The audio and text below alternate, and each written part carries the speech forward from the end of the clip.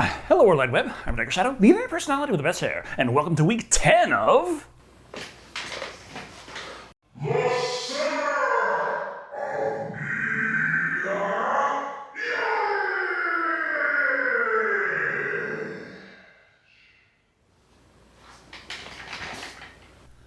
And the 5th Resident Evil movie with Resident Evil Retribution. Emphasis on Retribution, as after so many films in the series that seem to pay no heed to either the established lore of the video games or the events set in the previous movies, Resident Evil Retribution is almost a Smash Brothers style shift in focus, bringing in a bunch of characters not just from the games, but from earlier movies in this series, whether or not any of it makes any sense whatsoever. But as long as you're a fan of the movies, and a fan of the games, and a fan of very low quality storytelling, they got you covered! But what is Resident Evil Retribution all about? Well, Alice finds herself in a mysterious land full of a great variety of iconic locations, monsters, and Resident Evil characters. And you were there, and you were there, and even more Resident Evil heroes were there, so they must work together as she tries to tackle as many Resident Evil foes and action movie tropes as she can in 90 minutes.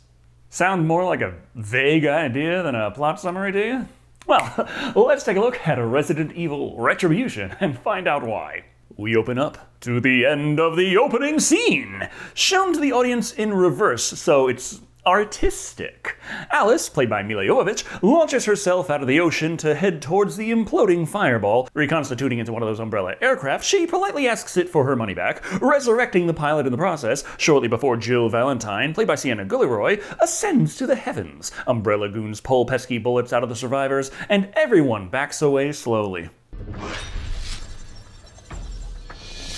My name is Alice.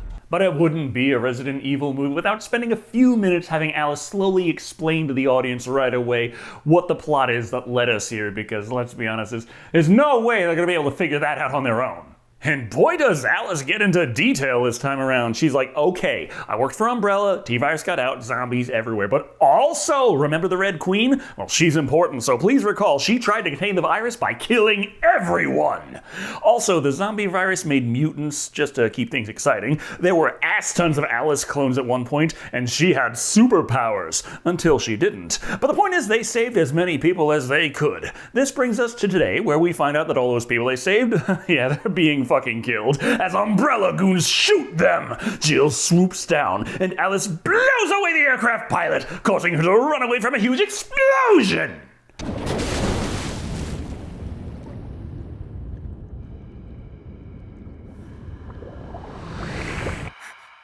So there, that's what happened after that sequel bait from the last movie. Good enough, now we can get started on the actual next movie. Waking up in picturesque Racoon City, Milla Jovovich is surprised to find that in this universe, she is married to our old pal Carlos, played once again by Oded Fehr. And they have a daughter, Becky, played by Ariana Engineer. Gotta establish some character traits real fast, so she's deaf. Okay, with that out of the way, suddenly zombies attack! They run for their lives, escaping into the streets, only to find that they are also full of zombies. But what's this? Michelle Rodriguez is back as well! This version of Rain is an eco-conscious friend of everyone, except the undead.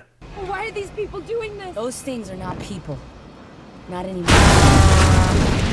Jesus, why do people in movies always drive at breakneck speeds, yet insist on making eye contact? Well, a high-speed crash can't keep a good Jovovich down, so she takes her daughter and is like, thanks for the lift, Rain, see you later, and flees into another house. Rushing upstairs, she hides Becky in a closet and tells her to stay hidden while she goes out and knocks the zombie down a story, impaling it.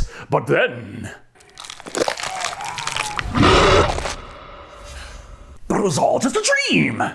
The nightmare is the part you're awake for, as Alice finds herself in yet another Resident Evil callback scenario, dressed in nothing but a couple sheets of paper, as Jill Valentine, still controlled by the mecha bug thingamajig, interrogates her. Why did she betray Umbrella? Who does she work for? Now, the answer to those should be because you're evil and nobody, you're just evil, but Alice just kind of shrugs, so Jill tortures her with pain noise. This goes on until, oh, would you look at that? The security system randomly turns off, the wall opens up, and a drawer pops out providing a handy-dandy outfit for Alice. Extra goth this time around, with buckles everywhere. Security system disabled. Central computer reboot in 30 seconds. Okay, her somehow managing to get changed into that in but a couple of seconds is the most impressive thing she's done in this whole series. Once the Force Windows update completes, Jill wakes back up with the startup apps and immediately notices that Alice has escaped her cell, so she sends lasers to kill her, which Alice easily avoids, escaping into Tokyo. This is obviously confusing, but oh well, free gun! It turns out this is set during the opening of the previous movie, as the leg zombie is here as well.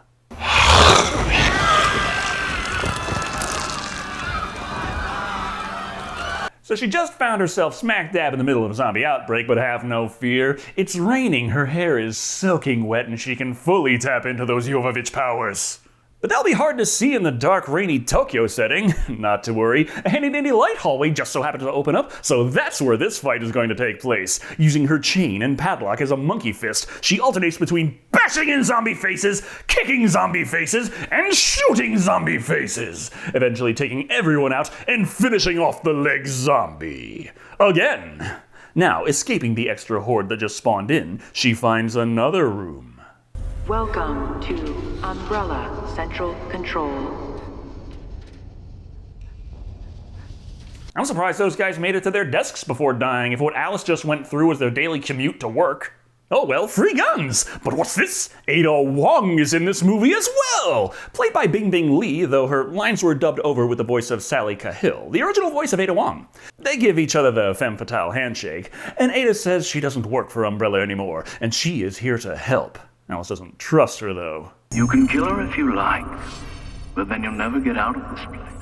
And Albert Wesker definitely knows a thing or two about getting out of sticky situations. Hey, Wesker, didn't you get killed by a singularity bomb going off 2 feet in front of your face in the last movie? How the hell do you walk away from that? And this time they didn't even recast him, it's still Sean Roberts. Point is though, Ada killed the Umbrella secretaries, and Wesker did his Matrix hacker stuff to give Alice the chance to escape. So why do you want to help me? We need you. The human race faces extinction. Our only hope of survival is for us to work together. Well, let's face it, positioning yourself against the forces of Milla Jovovich is a quick trip to Extinction Station. Wesker explains that Alice has found herself in the super-secret Umbrella test facility. They have several test chambers, each designed to test effectively the same scenario, but in a variety of recognizable locations to keep the movie interesting.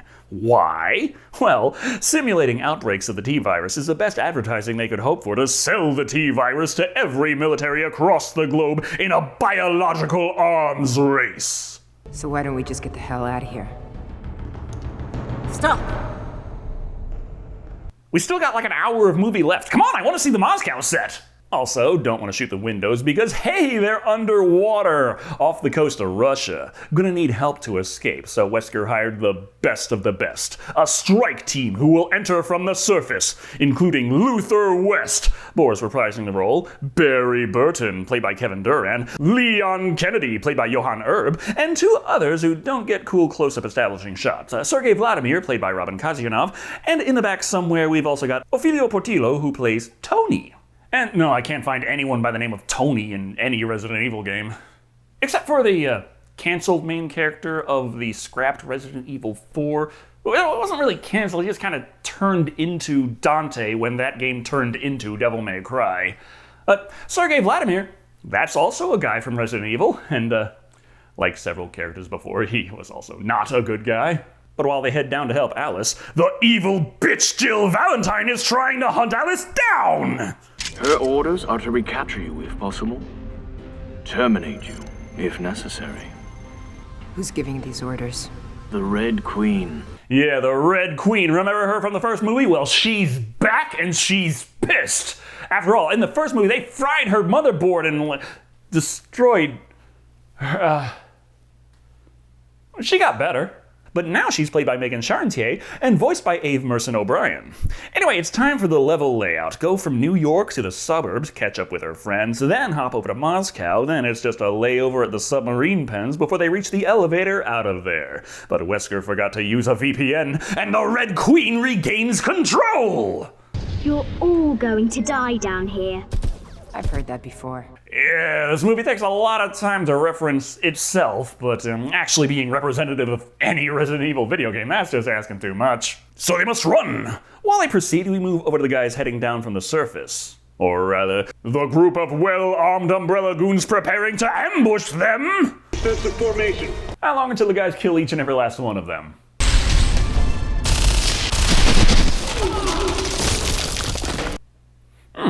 It turns out their strategy of standing in a line out in the open right in front of them was considerably less defensive than intended.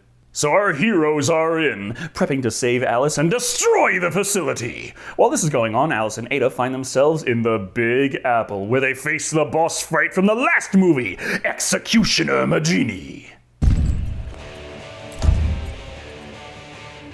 You've got to be kidding me. And in Souls-like fashion, it's the same boss, but this time, there's two of them. And without her money shotguns, Alice is at a disadvantage. Ada can't do much to them either, but flee for her life. But what's this? They have chopped open a gasoline tanker, and this is Hollywood action, so they can make that explode. But only if they fire specifically at the gas cap of a different car, which explodes outward and not inward. Clearly, physics really don't matter here. Let's move. Ah, yes, Ada got an alert from her Fitbit that the heart rate's starting to go down. Gotta keep going, get the cardio back up. The Red Queen decides, okay, that didn't work. Better sick the mind-controlled Jill Valentine on them. Later, first gotta deal with these assholes milling about in the Moscow test chamber. How about surprise them with a game of Call of Duty Zombies as the Las Plagas zombie army attacks? So that's gonna keep them busy for a while, and we can hop back over to Alice, now reaching the Raccoon City suburbs. This was supposed to be where everyone meets up, but they aren't here yet. But Alice notices movement in a nearby house. So, better check it out. They're using clones of me. But it turns out that dream earlier wasn't all just a dream. And remember how Alice had psychic links with her clones earlier when they did the tests in the previous movies? Well, it turns out that actually has nothing to do with the psychic powers you get from the T-virus. Alice just kind of does that. It explains that Alice is but one of 50 folks they clone like mad down here. Sure, humanity is on the brink of extinction, desperately trying to defeat the virus, yada yada. Got tests to do and need fresh meat for the grinder, so a cloning we will go. But there is more noise upstairs, a zombie for Alice to blow away until it is dead once more. Mommy, I hear like you told me. Oh, and her daughter, her clone's deaf clone daughter. Right. Man, this is gonna be real hard to figure out how to file on her taxes. But you know what isn't hard to do? Like this video, or subscribe if you haven't already. Yeah, I had a real hard time figuring out where to stick it this time.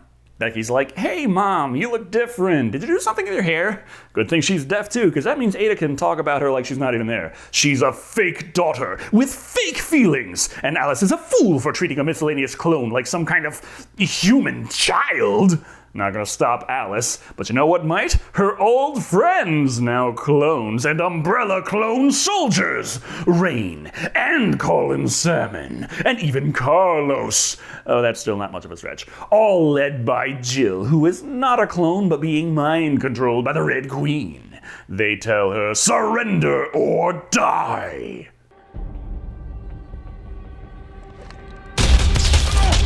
So she quick saves to see if she can just kill the lot of them. Good thing Becky's already experienced in hiding from certain death as Ada and Alice mow down faceless Umbrella goons, leaving the recognizable characters relatively unscathed. You can't stay here. This will show you the way out. Go through. Oh, cool. Are these like some kind of James Bond cyber glasses with a heads-up display? No, you're nearsighted, Alice. It's time to stop being so fucking vain. Ada tosses her the grapple grabber and tells her to meet up with the guys at the submarine pens past the Moscow level. But evil rain fires around! No bother, Ada can open her menu to pause the game, giving her plenty of time to shoot an escape path into the floor itself. And the two of them manage to get half a mile away in all of 15 seconds. In the meantime, the guys are still pinned down in Moscow, in the longest round of zombies I've ever seen. Even worse, one of them has a motherfucking chainsaw, killing one of the spares. Tony? Tony. But now they can leave, and we can jump back to Alice and Becky. Hey! Wait, she helped us, don't you remember? You two made it! And Good Rain also survived the zombie horde from earlier. And it's funny, you'd think that Umbrella would set up some kind of purge system for when the test completes. Why is everything in Russian? And what's with the S&M get up? You know how to use this? I campaigned for gun control. Fantastic! So you already know about trigger discipline and not sweeping your friends, right? But the point is, the constant need for a kid to drag around in an action movie is kind of a problem when you have actual action going on, so Rain is promoted to the ranks of a gun-toting babysitter. I met your sister. What? She's not very nice. Allegedly, Michelle Rodriguez also was planned to have a third role in this movie, playing Zombie Rain. But considering we already did get Zombie Rain in the first movie, as no big loss. Anyway, the guys are on the move. Leon, Barry, Luther, and the last miscellaneous spare.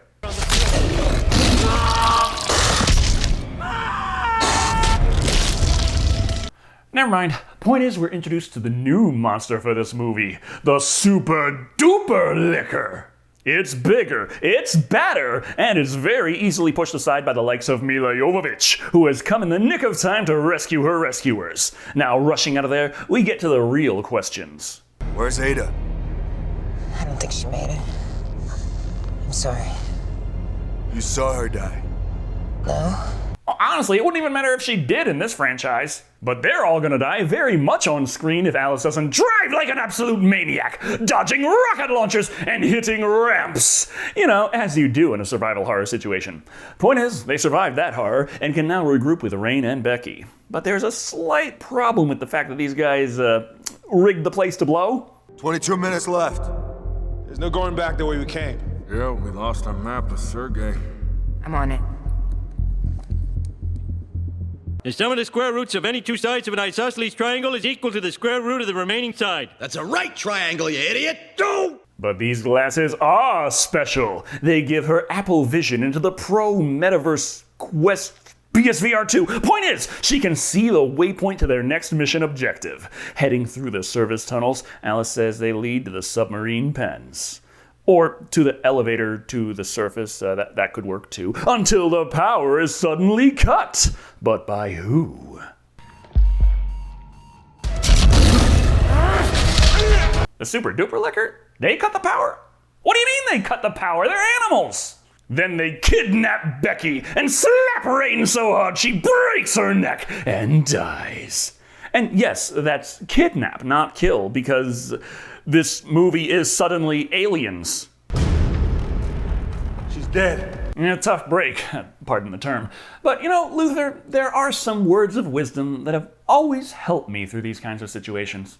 Oh well, free gun! Alice plans to go forth and save Becky. But first, Umbrella shows up, shooting Luther and advancing on their position. So while the guys stay behind and trade bullets with the baddies, Alice heads off alone into the monster's den. Becky's backpack must mean she is somewhere close by in these catacombs, perhaps up in the Super Duper Licker's hive. Thus, utilizing the grapple grabber, Alice zooms up there as fast as she can.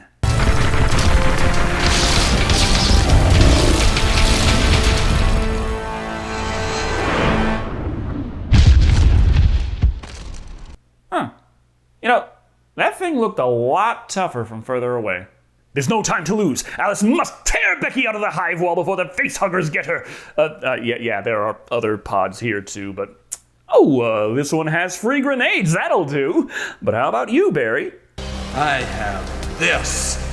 And it turns out Umbrella has Ada Wong. They've been keeping her hostage all this time and demand that Barry come out with his hands in the air. And so he does, allowing him to be shot and killed. But wait, he kills him back. So yeah, Barry dies, but so does one. Or one's clone, anyway. Oh, that's right, this whole place is fueled by an endless manufacturing of clones, and Alice just so happens to run right through the clone conveyor central, making for a very awkward time with Becky as the kid's now wondering exactly where do babies come from. Mommy, is that you?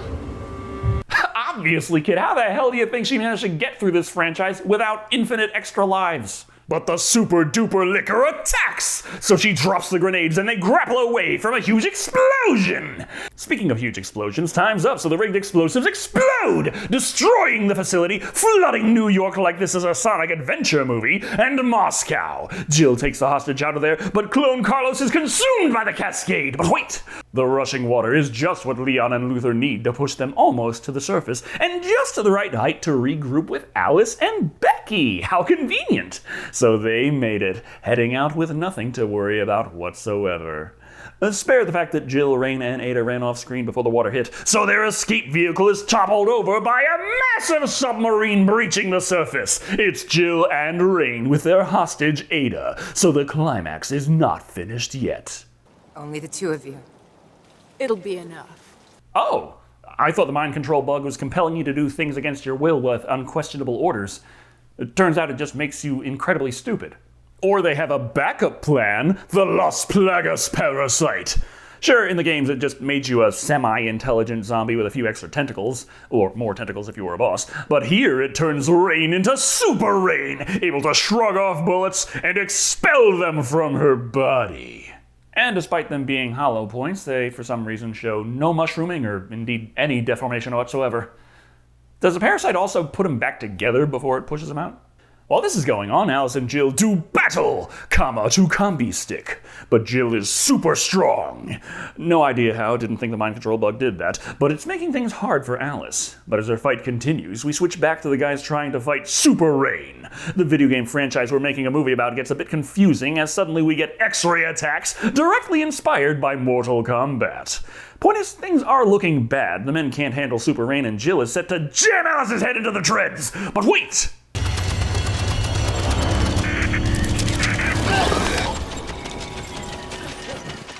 Oh, would you look at that? The big, obvious mind control bug on the booba could have been removed this entire time. Just like Alice already knew, because that's what she did to Claire in the last movie. But there's still the fight with Rain. She gets a fire extinguisher to the face, like she gives a shit, attacking Luther with a touch of death, stopping his heart and killing him. After she knocks out Leon, it's down to Alice and Super Rain.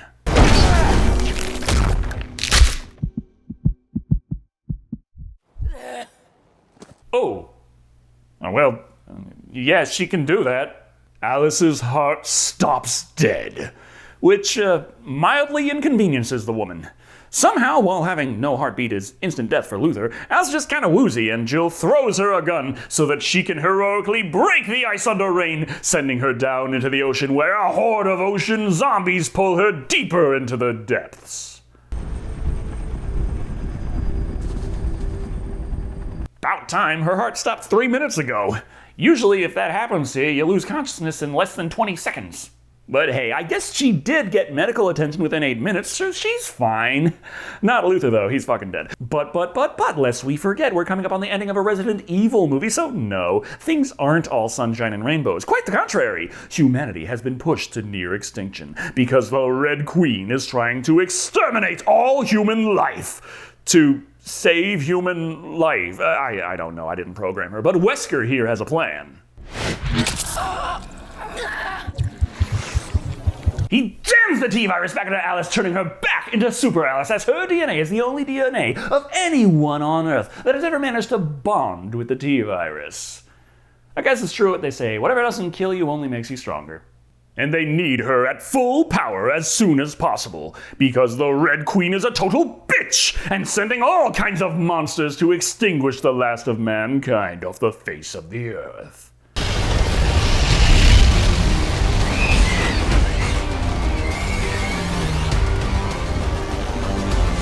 The end.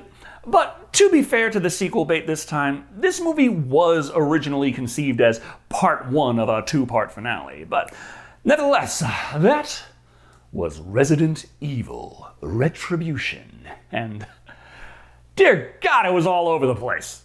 This series has gone from an original tale meant to pay homage to Resident Evil turned Resident Evil movie, to actually working within the events and settings of the games, to just doing whatever it wants, and now doing all the things all the time. Retribution does bring a lot more faces from the games after several entries in a row that veered very far away from the source material in terms of both characters and events, but that really doesn't give the series any retribution, pun absolutely intended, as it's suddenly become a hodgepodge of characters from the games and earlier movies thrown together like a game of Dead by Daylight. And yeah, there is some appeal to that for sheer entertainment value, or more morbid curiosity, but at this point any hope of the Resident Evil movie franchise representing the games, or working to at least tell a great story using the games as a kicking off point, are well and truly dead. Honestly, the way the story comes together and characters interact, you know what it reminds me the most of? When I was a kid, and me and my brother would grab a whole bunch of random toys from random franchises, turn on the camcorder, and make episodes of our epic show of epic proportions on the living room carpet. You can have fun with the concept, but don't expect to be taken seriously. Coming in at 2 super duper liquors out of 5. It is what you would call an acquired taste, but let's be real, I've acquired it well over the last 11 years. Thank you all for watching. I've been Decker Shado, and remember, you cannot prevent the Jovovich powers, only postpone them.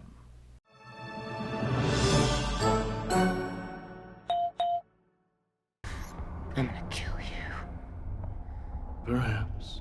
And yeah, that was crazy, but you know what else I reviewed that was also arguably as bonkers, if not more so? City Hunter, starring Jackie Chan. I reviewed that one back in 2019 during the summer of Jackie Chan. Or we can always go with the algorithmically selected recommended video. Chances are that random one is going to be the least random choice of all.